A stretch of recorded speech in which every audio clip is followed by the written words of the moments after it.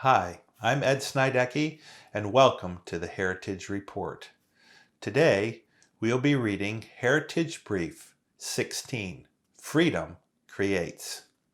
For nearly 6,000 years of recorded history, wealth was measured in such things as property, livestock, precious metals, precious stones, and later coins issued by governments.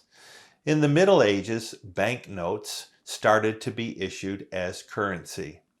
In just the last couple hundred years, an amazing new commodity has grown to become the most valuable of all. This commodity is ideas. Today, an idea can have almost ultimate value. As ideas became so valuable, the opportunity to grow wealth became available to virtually anyone with initiative. It did not matter how poor you were, or what race, creed, or religion you were. You could have an idea, and that idea could create great wealth. When ideas began to have such value, it brought about major changes to currency. The greatest wealth was no longer measured in such things as precious metals or property, or even currency, but in stocks and bonds. This enabled people who may not get ideas to be able to invest in them and thereby share in the prosperity they produced. This released one of the biggest transfers of wealth from the few to the many in history. This also produced challenges such as how to protect the ownership of ideas. Patents and copyrights could have extraordinary value.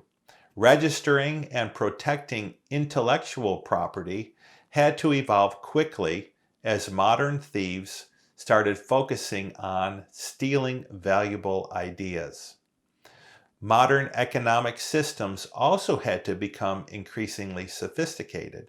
Even so, the free market was more democratic and less discriminating than any previous system, economic or political. A good example of how democratic the free market economy was is reflected in the growth of corporations as owners of businesses.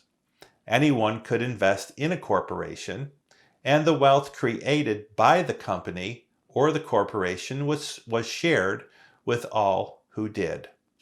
It is truly one of the wonders of the world to see how such a remarkable economic system grew so organically. It was not engineered as much as steered, and even very little of that was required. The most brilliant political leaders and economists had the wisdom to stay out of its way, just nudging it occasionally to keep it on the right track. Occasionally, some bigger corrections were needed, such as reining in monopolies or excessive speculation. At times, major problems occurred because they were not addressed on time.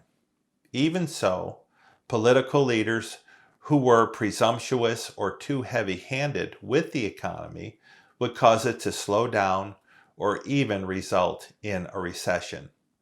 The oxygen of the free market is freedom.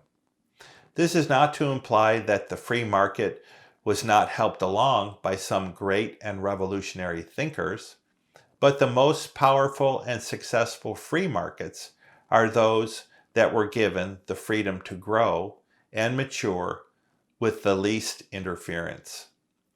For nearly 2 centuries, America was the freest and best place in the world for business, and many of the world's best and brightest came to America for this reason.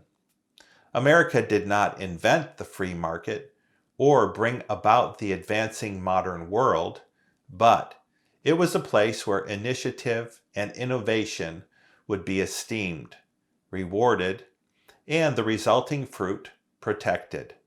All of this was the result of having built a strong foundation of understanding and protecting the power of private property. The American founding fathers believed and taught that protecting private property was essential for the stewardship Jesus taught about in the parable of the talents.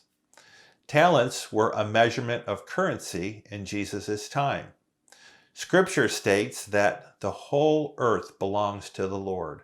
See Exodus 19:5. So the resources he entrusts to us is a sacred trust. According to this parable, the good stewards are the ones that increased and multiplied what he entrusted to them. Until the American Revolution, virtually the whole world was ruled by imperial governments. Private property was allowed, but for the most part, it was reduced to the noble classes. The counties that American states are divided into got their name from the word count, which was the rank of nobility.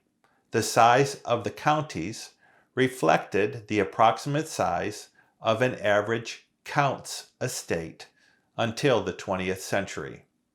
The peasants or lower classes would work these estates for a share of the harvest, which is why some called them sharecroppers. It was rare for anyone from the lower classes to own land. Ultimately, the king and his nobles owned everything, so any invention would belong to them. For this reason, those who gave time or attention to innovative or to invent were rare. The English colonies of North America evolved differently than English or European cultures. When the common gardens in Jamestown and Plymouth were divided and given to the colonists to work, this became their property, and those who worked them were the ones who benefited from them. This released initiative to many more people, and devotion to innovation soon followed. As productivity soared, because of this, many of these plots of ground given to the individuals and families grew into large estates. To secure extra labor needed to run them, the owners would pay the passage of those who would come to work for them a specified amount of time, usually 7 years after the example of Jacob in the Bible. These were called indentured servants. After these had worked off the cost of their passage, they were given their own land to work, and so they in turn built their own estates. This freedom and the ability to acquire property by initiative and hard work drew those with initiative and diligence to the colonies. This caused hard work and initiative to become the culture of the colonies. The Pilgrims and the Puritans had already become known for their diligence and hard work.